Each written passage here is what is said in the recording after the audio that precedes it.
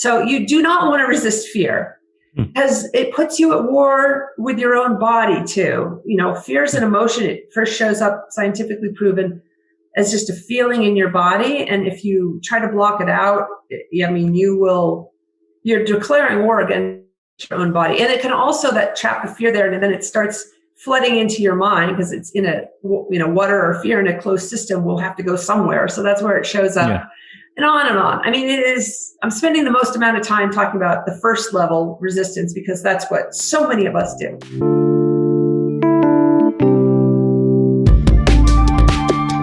So, hi, Kristen. Welcome to Rion Talks. Glad to be here. It's amazing to have you. And I thought my first question should be, how'd you end up in a sport that wasn't so popular amongst women at the time, also extremely dangerous? What drew you into extreme skiing? I started out as an extreme athlete before being an extreme athlete was a thing. I was at the beginning, and we didn't know that we could make a living by doing crazy, dangerous stuff. And so it's not even that it was a sport that there weren't a lot of women. There weren't even any men. I mean, this was very, very new back in the day. And there were a lot of really good girl skiers, but there weren't a lot of them that were willing to risk their life like I was. And I just fell into it. It's like I didn't know that this was going to turn into a profession. I just like to ski. And I started out as a mogul skier on the U.S. ski team. And then just this seemed like the obvious better choice. Mostly because I didn't have rich parents to pay for my training, and this, people were offering me money to go heli skiing and jump off cliffs into powder. I'm like, sign me up. The next thing you know, I'm famous for it and making a living at it. And I mean, it's just been a runaway freight train from there. Awesome. And so it was pretty straightforward. You started in the Olympic team. Was it Olympic team for the U.S. or? Where do you guys compete in moguls? It's a long story, but back then you had to be an amateur athlete to be on the U.S. ski team. And so you needed wealthy parents if you wanted to be a professional, like on the U.S. ski team skier. And I didn't have wealthy parents, and I had to pay at the beginning for all my travel and such. And I didn't have any money. So I made it on the U.S. ski team, but then I couldn't afford to on it financially because you couldn't make money from skiing. And then how'd you transition to, as you said, risking your life for a living? It's like all the stars aligned. I had the perfect combination of body type, motivation, the right relationship with fear, the passion of, I had a chip on my shoulder against men. I wanted to kick their ass, right? Like all my pathology aligned, like everything that I needed, like the perfect ingredients, I guess, to become a world-class athlete and stay. I mean, I was the best in the world for 12 years. That's a really long time to do. I know something, be the best in the world at anything, much less be the best in the world at something where you're risking your life. I mean, I feel really lucky to be alive, and a lot of my friends died, and I feel really lucky to not be crippled too. I mean, there's a lot of injuries in my sport, and I'm actually okay. Yeah, you're okay. You're not crippled. You definitely didn't die. But what kept you going back, even though there were so many, the downside was so big, potentially dying, seeing your friends die? What kept you going back? As odd as this sounds, and I don't expect anybody to relate, but the more near-death experiences I had, the more my friends got crippled, the more my friends died, the more romantic it became for me. I'm a really intense person, and it was a very intense experience. And the more intense it became, the more addicting it became. And the scarier it became, because I really enjoyed feeling fear, which is what we're going to talk about. It was like an addiction, not just to the skiing, but to the states that it took me, being in a scary situation, it just makes you feel so alive. And then if, and the fear was real. I mean, people were dying, and I was in situations where if I were to fall, I were to die. It's like, imagine basketball, and if you didn't make the shot, you'd either wind up with a broken leg or you'd die. Like the consequences are like, you better be in the zone or else, right? Or else. Yeah. And why'd you decide to stop? Did you stop because of injuries? Why'd you do it? I didn't stop because of injuries. I stopped because I realized that I could get into that higher altered state without having to feel fear. And I realized this when I went to Burning Man, the arts festival in the Nevada desert in America for the first time. Awesome. And I realized that I can feel amazing without having to risk my life. And I came home the first year I went there, and I wrote a letter to all my sponsors, and I was hosting a television show. I had 4 different monthly writing columns in 4 different magazines around the world. I mean, I was like, the Powder magazine called me the protoplasmic mass of the ski industry. Like, I was like a big deal in the ski industry. And I came back and I'm like, I'm done. And I spent 20 minutes, I wrote a letter, and I quit everything. Walked away from all the money I was making too. I mean, I just was done.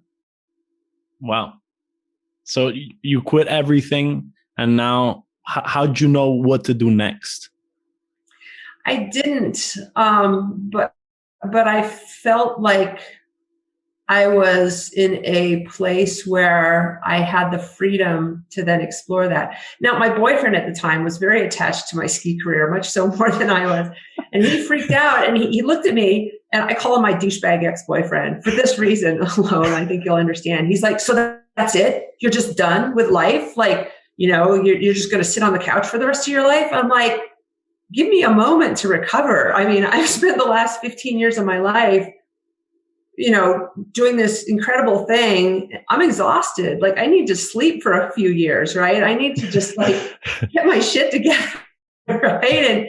And regroup and figure out what I had even just done, or what it meant to me, or what I'd learned. I mean, I felt like I had learned nothing but the gratification of my massive ego and the pursuit of radical hedonism. Like, I just needed to just chill out for a moment. And he wouldn't even let me chill out for a weekend. I mean, it was bizarre. So got rid of him, slept for 10 years. And during that time, I also studied Zen somewhat voraciously, just because I was passionate about it. And that transformed into the career that I have now. And then you did realize that you learned a lot in your career, and it all comes down to fear.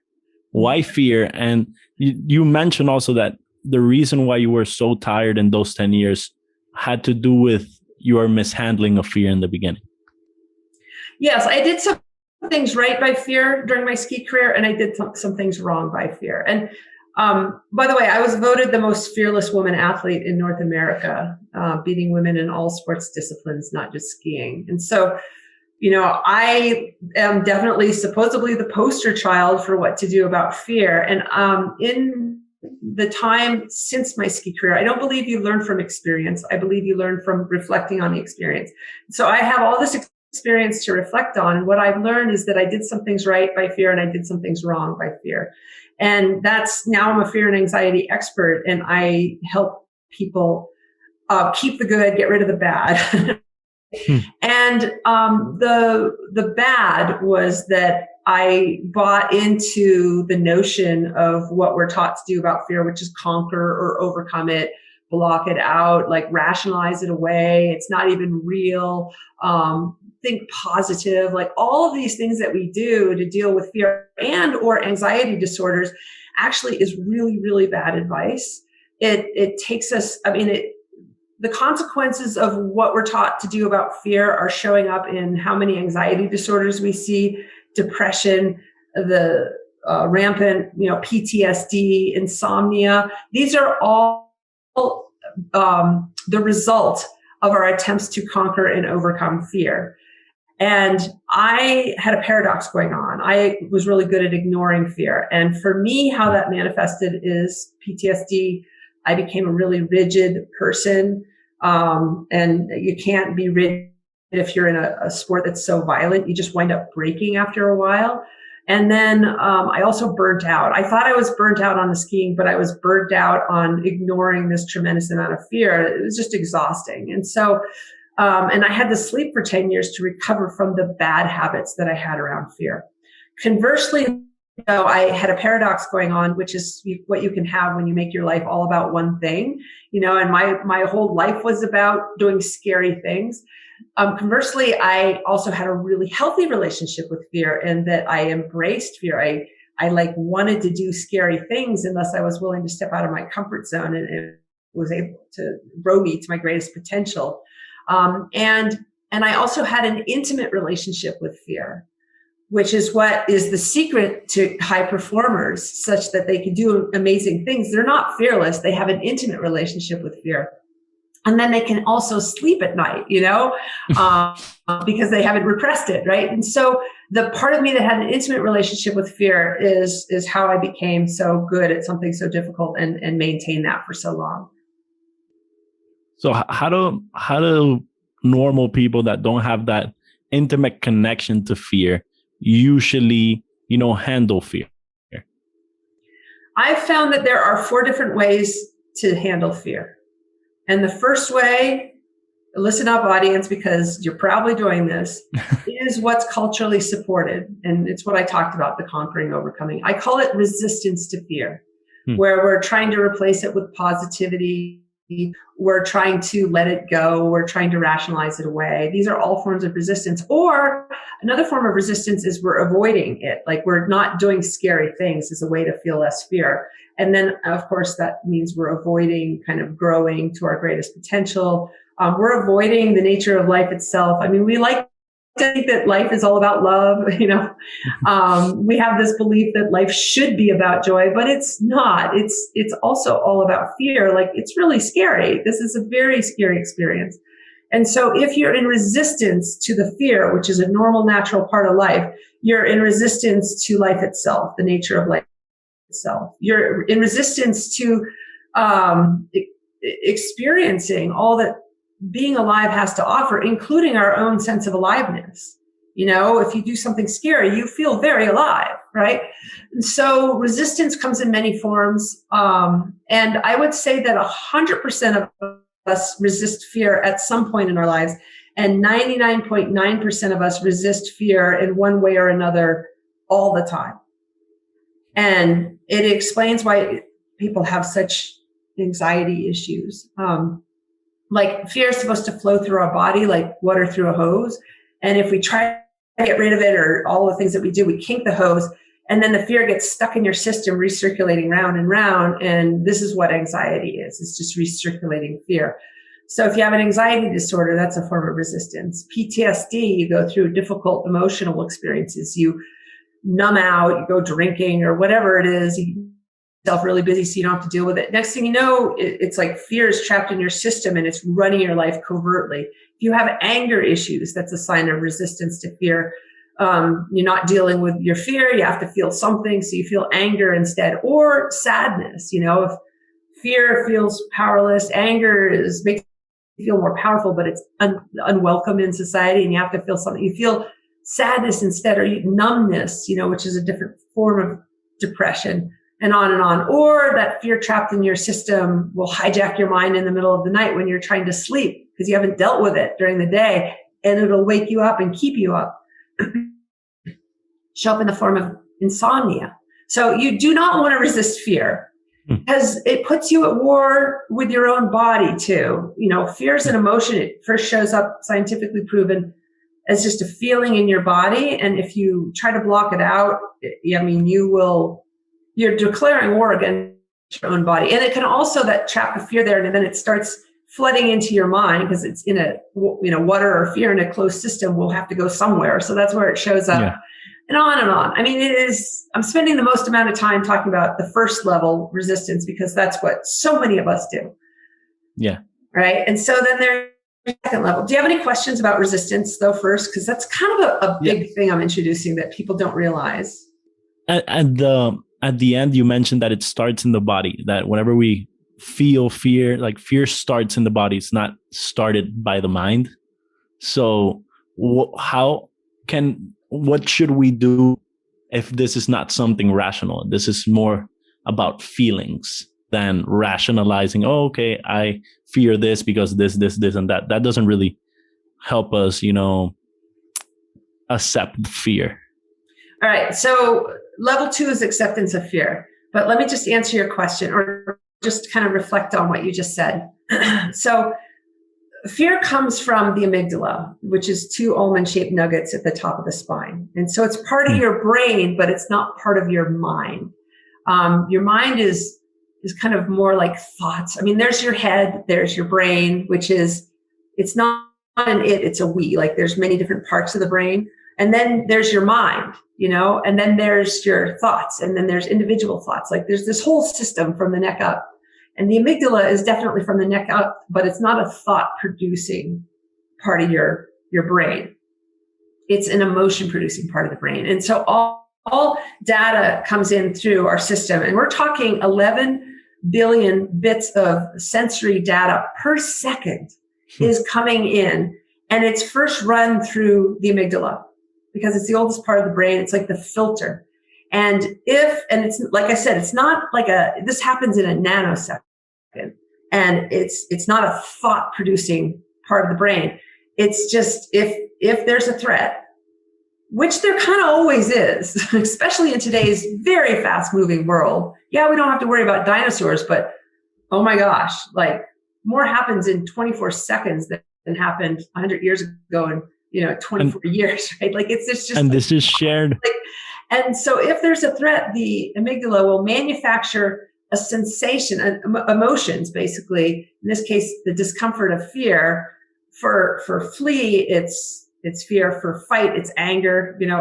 That's a whole nother subject. But it's proven by science that the body doesn't produce the emotion. The amygdala produces the emotion, but it's proven by science that the emotion shows up in the body first. It does not show up in our thoughts. It does not show up in our minds. It shows up in our bodies. And so what we've done, and the biggest form of resistance I see, is we've learned to deal with this sensation in our body intellectually. So we start talking about it with a therapist, or thinking about it, or trying to understand it. Where does it come from, right? It's like we're trying to understand the universe, and then in our minds, we then try to control it. That's what we're taught as emotional intelligence, our ability to understand and control our emotions. But it's like we're dealing with our emotions intellectually. And that should not be what we consider emotional intelligence. That's crazy. Our minds are great, but our minds should not be the tool to deal with our emotions. Like we need to find other ways, because obviously it's not working. So I hope that helps you understand a little bit more about what I mean when the emotion shows up in the body. And this is something shared with almost all species. Like all species feel fear. It's in the oldest part of our brain. So that's why it's so complicated, because we've gotten used to utilizing more the newer parts, the frontal cortex, and we don't really know how to handle this reptilian brain correctly. At least I feel, and us today know how to handle it as well as maybe the first hunters and gatherers.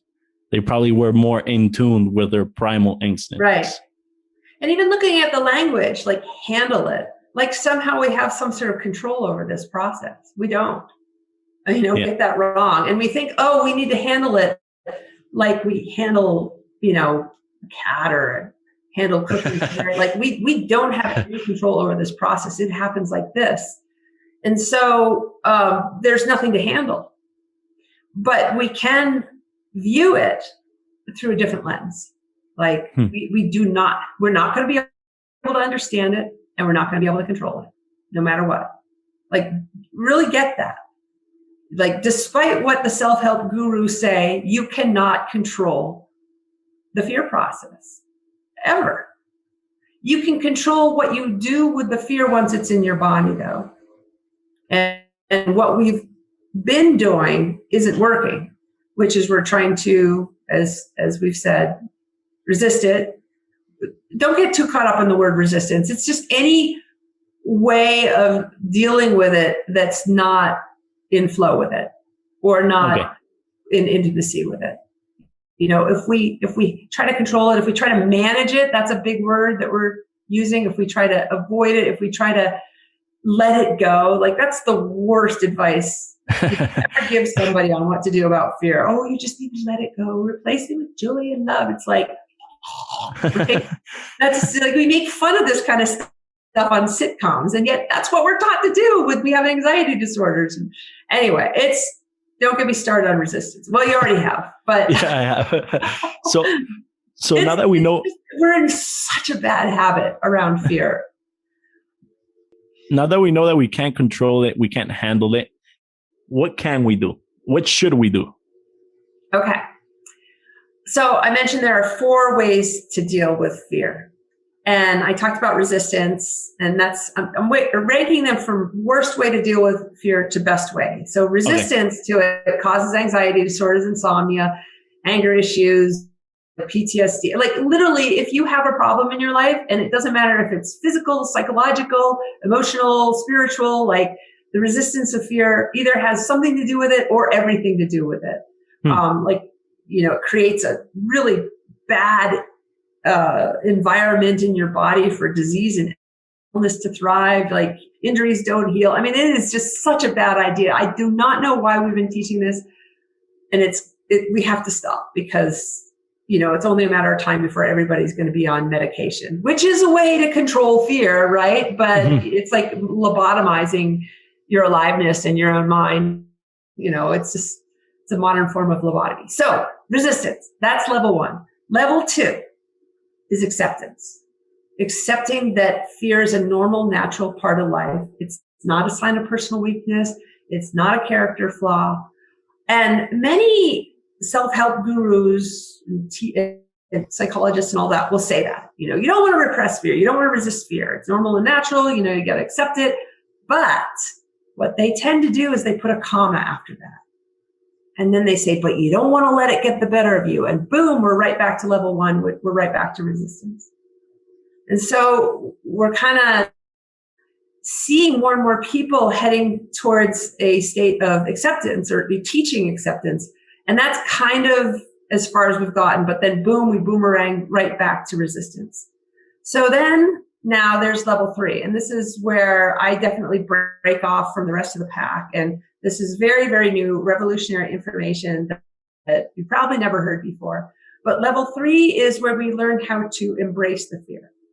Now, when you think about it, like embracing, like hugging somebody, for example, you're now having a physical experience. Like, let's say you have a friend, and here's your friend, right? And if you're in resistance to your friend, you're like, oh, God, not you again, right? Like, I just want to get rid of you, right? And next thing you know, that friend's fighting you back, right? That's resistance. Accepting your friend is like, okay, I accept that you're, a normal, natural part of my life. But then it kind of reeks of, it is what it is. There's nothing I can do. I'm stuck with you, right? And that's acceptance. That's level 2. Then there's level 3, where you're embracing the friend. And once you start embracing somebody or, an emotion like that's in your body, now you're dealing with it emotionally. You're dealing with that emotion physically. You're no longer thinking about it. You're no longer like rationalizing it. You're just actually having a physical experience with that friend, that aka emotion. And then the 4th level, where things get really, really interesting. And this is the secret sauce for people that have achieved amazing things, like extreme athletes or businessmen and women who are changing the world, but yet can also sleep at night. That's prefaced, right? Is they have an intimate relationship with their fear. And so now imagine you have an intimate relationship with that friend of yours. And next thing you know, you're stronger together than apart. And so the intimacy, how you get there is you got to crawl before you can walk, before you can run. Go from resistance to intimacy is a journey, and you have to take steps to make that happen. But it's a heck of a lot less effort than fighting a war against fear your whole life, causing all sorts of problems. So how can we start that journey? If we've been resisting it all along, how do we even start to accept it? And then how do we embrace it? how long is this journey, and how can we even, take the first steps? For some clients that I work with, it takes a day. Like, I work with somebody that has had an anxiety disorder for decades, and just a switch gets flipped. And they're like, oh, I'm not going to win this war against fear. It's just going to persist. Like, I'm not going to be able to meditate this away, or positive affirmation this away, or cognitive behavioral therapy this away. I just need to make friends with this person that lives in my body. And it's like a switch flips. And next thing you know, their anxiety disorder goes away in a day. For other people, they have to work a little bit harder at it, especially if they're, one client says, I'm too cooked to learn anything new, right? I'm too invested in this path of fighting a war against my fear. And so it takes a while. And I have a lot of tools and tips and techniques to get people there. Some of the main ones that I suggest is, first of all, you need to understand what relationship is that you have with fear, what your unique relationship is. And everybody's so different. I've never met the same relationship twice. I mean, 8 billion people on the planet, 8 billion different unique relationships with fear. Like, getting to know your relationship is very important, because unless, and it may be one thing and it actually winds up being another thing entirely that you don't realize that's happening under your radar. Like, getting to know what you're dealing with in terms of your relationship with this, we'll call it a roommate, right? Or this friend, is absolutely the first step. And then the second step is that you have to realize that you're the one that caused the war against this roommate, this person, not the other way around. They're not the problem. It's you. You're the one that picked the fight. And then fear is no choice but to fight back, right? You're the one that decided not to take the risk, to not step out of your comfort zone. And thus you're being held back. Like, fear doesn't hold, this is an important point. Fear doesn't hold anybody back from doing anything. Like, really let that sink in. Like, if you want to do great things with your life, fear doesn't hold you back. It's your unwillingness to feel fear that holds you back. So get to know your unique relationship with fear. And the second hot tip is to turn this relationship around by speaking about fear, not in such a derogatory, negative way anymore, but speaking about it in a positive way, in an optimistic way. Like, if you talk about your roommate, like, oh, he's such an ass, right? Like, you're not even real. Like, that's just, right? A fight with them versus, okay, yeah, you have a right to exist. It's not really very, very positive. Okay, if I make friends with you, what then? Will you shut the hell up? That's not how you want to speak about it. It has to be more like, all right, you're one of the greatest experiences we get to have here. Like, I'm so glad you're here. You're here to make me be sharp and focused and bring my A game to everything that I want to do. By being willing to feel you and hang out with you, I know that I'm going to expand to my greatest potential. Like, that's the way that you start talking about fear. You're not false. You're real. You're a part of life. And I'm glad that you're here. And together we're going to be amazing. So change your language. And then the third hot tip is to learn how to meet your emotions where they live first, where they show up first in your body, and learn how to find where they are and connect with them in an honest way. And learn how to, there's so many different ways to get to intimacy, like with any relationship, like, with your dog, right? With your cat, with your partner, with your mom, even intimacy with a piece of cheesecake, right? Like, how do you get there? Well, you presence yourself and you find the thing, the cheesecake, right? And then you just merge with it, and like lovers in a dance, to it and receiving from it at the same time. That's how you create an intimate relationship with fear. I call it a fear practice. And I have a ton of tips and steps on how to do this and how to create your own unique fear practice to help you move through the steps and eventually get to intimacy. Yeah, those are all great tips.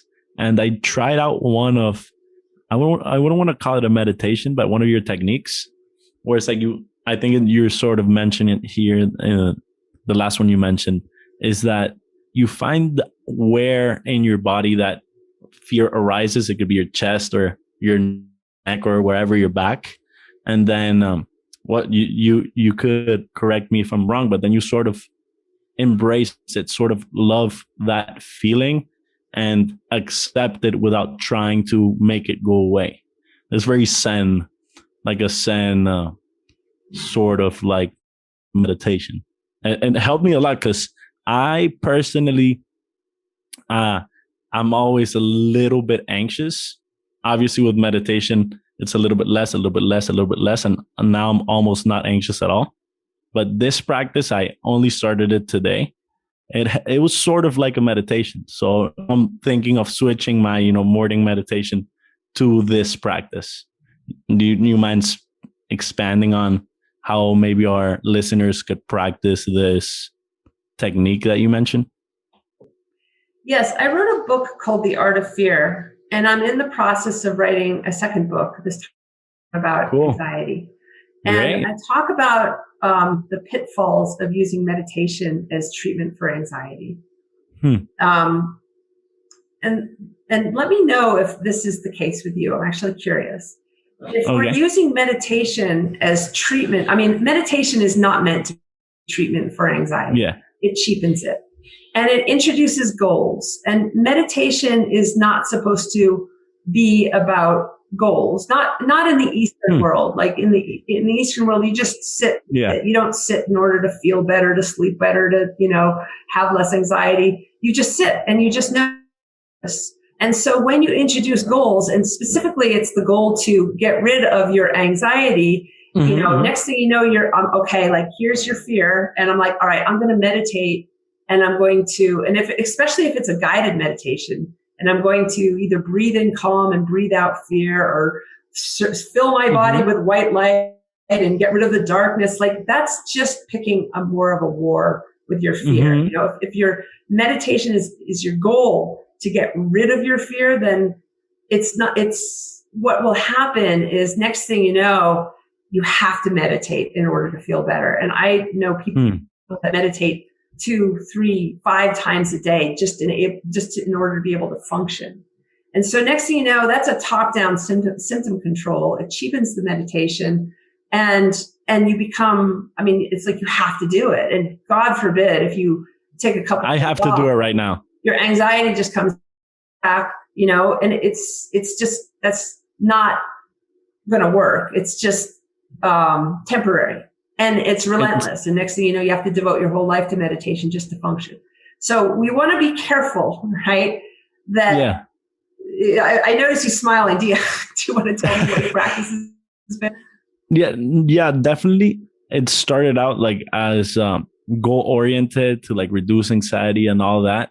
And now I for sure have to, I don't know if I have to, but I meditate every day because it's sort of like, the pharmaceutical industry where you take your pill, you feel good for a day, and then you take it the next day. A little bit like that. Obviously, it has lasting effects. Like I feel a lot better even if I don't do it, but it's definitely something that I have to do on the daily. And I understand where you're coming from.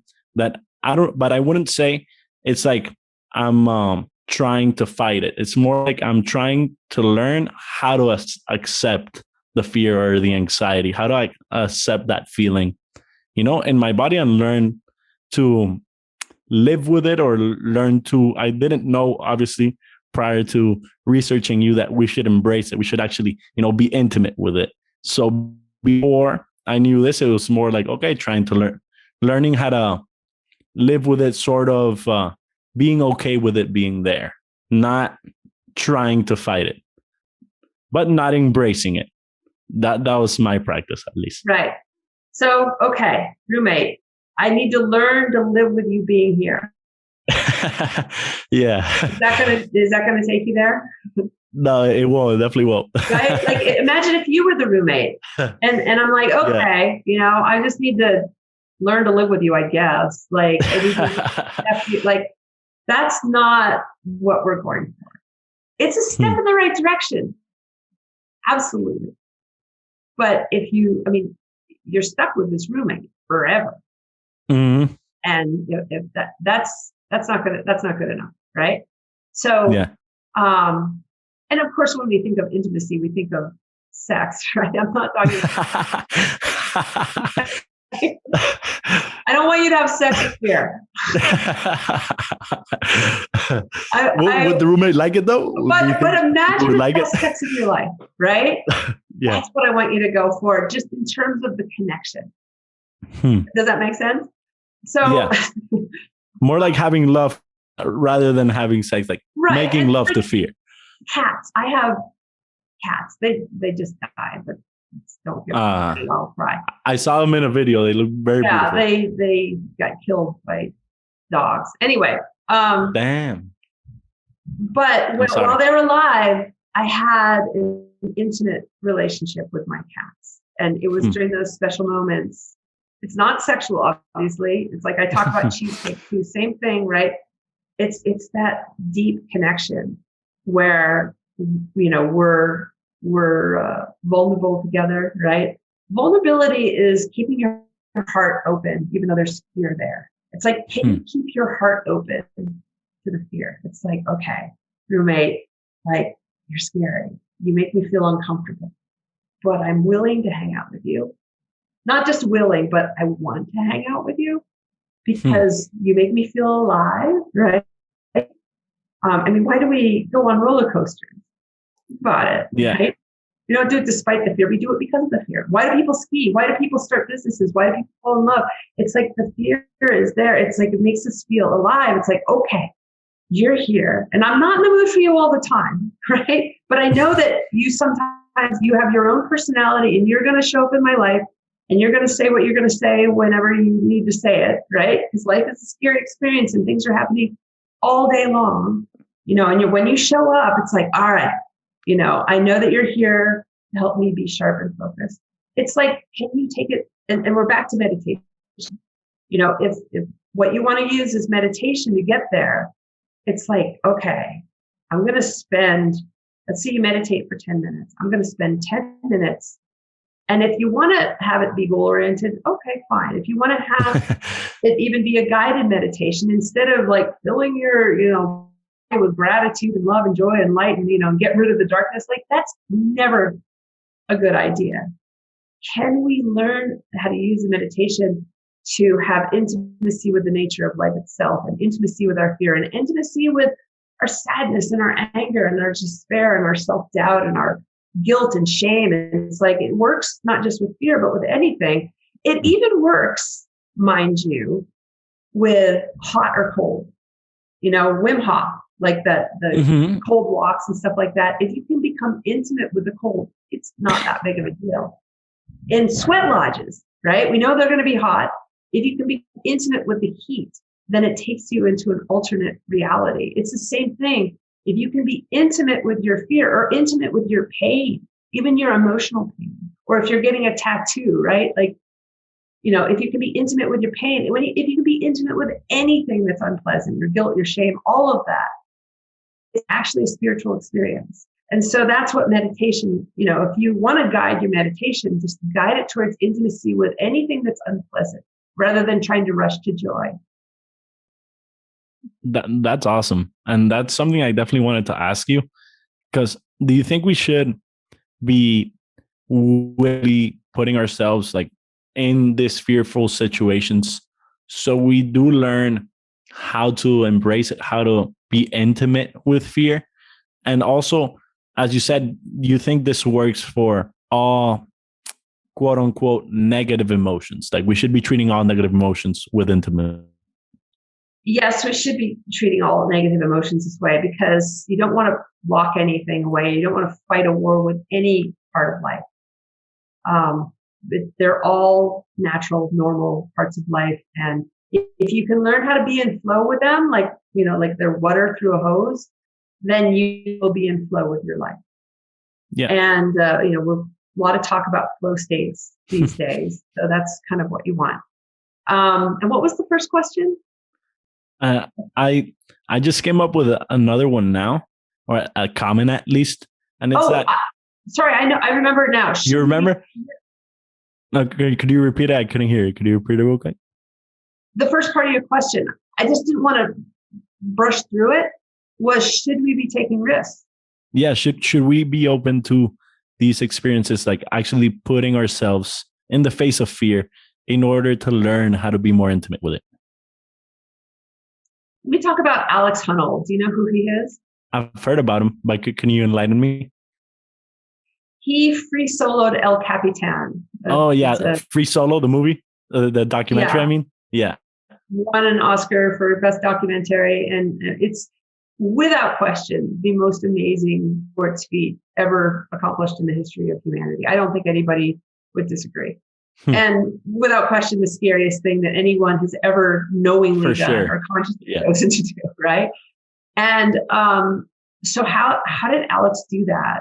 And there's a rumor going around. Some scientists tested his brain. They said, oh, he has a misfiring amygdala. And it's not true. I talked to him at length about this.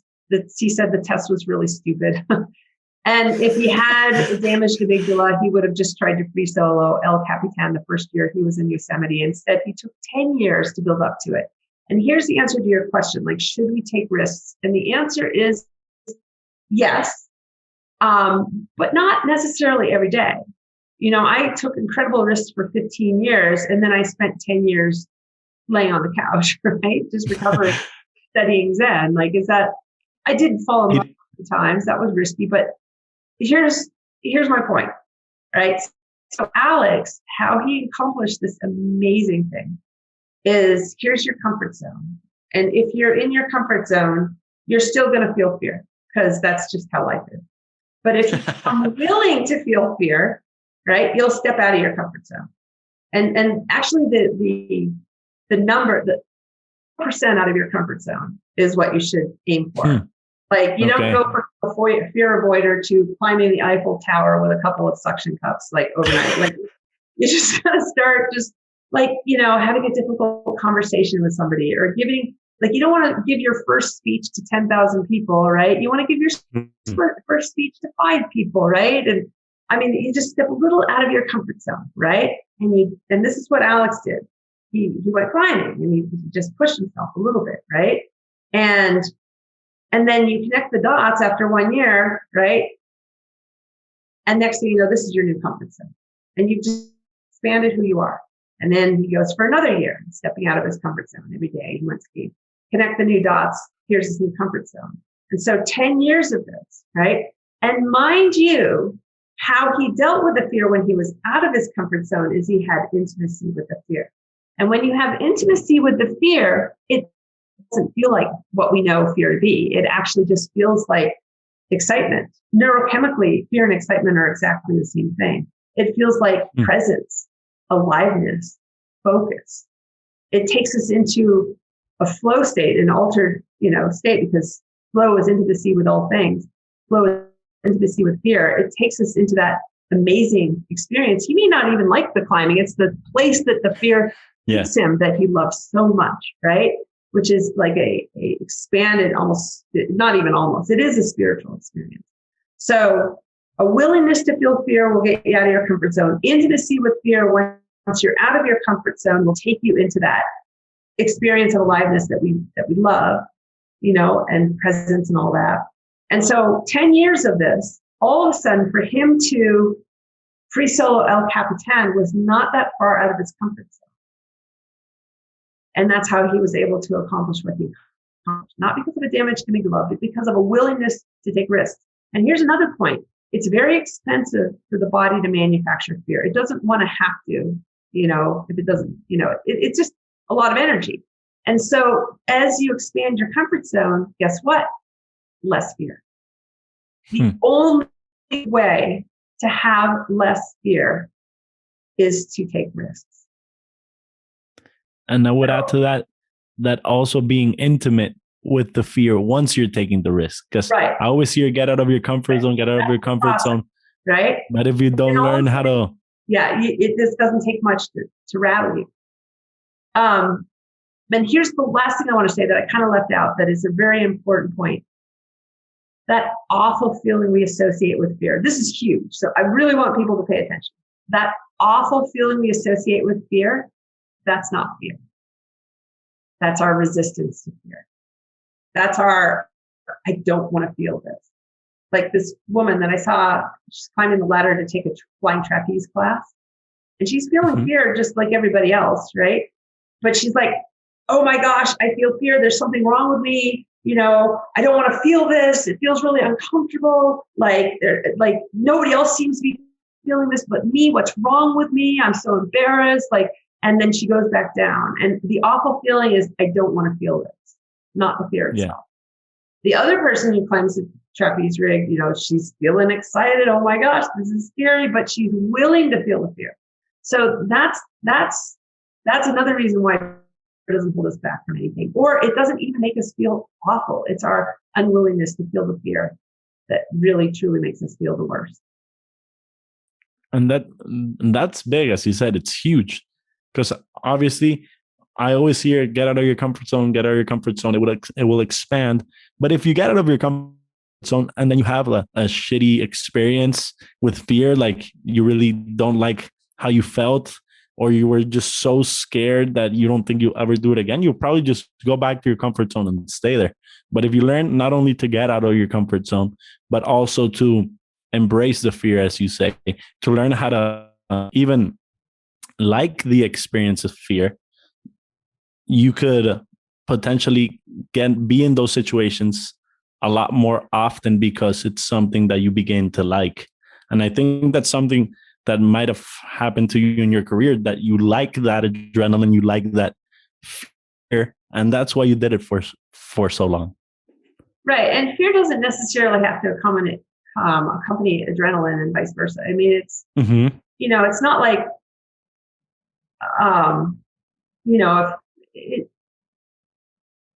anyway, it's that's a whole nother huge conversation. And, but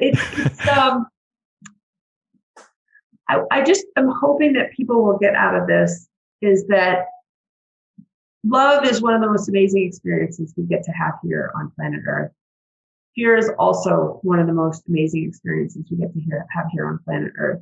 So I had a friend who tried to introduce me to whitewater kayaking, and cool. Without teaching me how to roll, put me in a class 4+ river and said, good luck, right?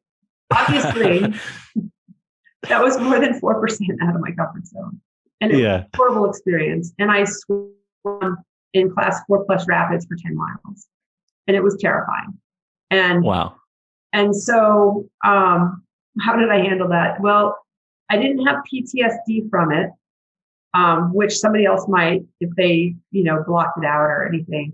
What I wound up doing is taking a kayak class in a pool and learn how to roll, just so that I could calm the F down, and then I never kayaked again. I mean, it's like, but you know what? It's one of the, I'm not telling a story about the time that I sat all blissed out on the beach, drinking a Mai Tai. Like, it's not that memorable an experience, but my epic saga of survival with kayaking, is probably one of the more interesting experiences I've had in life. And just like I have a friend who's got mugged in Paris at gunpoint.